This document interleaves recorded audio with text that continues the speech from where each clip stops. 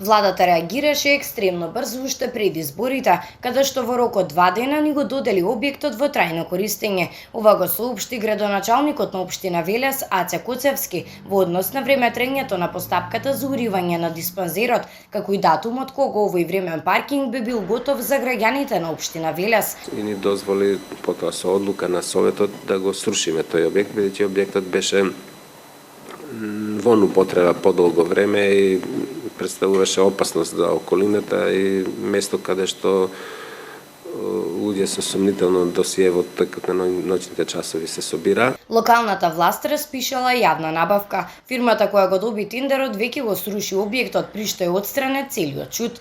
Имавме добра комуникација и соработка со собствениците на бројните гаражи кои се наоѓаа во околината на диспанзерот и тие се сите отстранети, исчистен е теренот.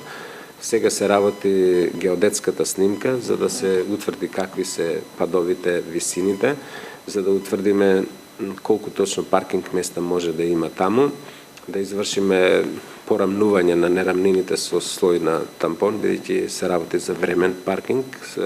Намената на тој простор ќе му биде одредена по донесувањето на новиот генерален и новиот детален урбанистички план. До извршувањето на наведените работи се очекува да биде готов и проектот за режимот на сообраќајот за влегување и излегување на возилата кои што ќе окористат овој паркинг. Градоначалникот за нашата телевизија изјави дека доколку граѓаните ги сменат навиките, овој паркинг ќе биде од голема корист. За овој проект се потрошени 300.000 денари од буџетот на општината и како што рече градоначалникот, паркингот за многу брзо време ќе биде во употреба.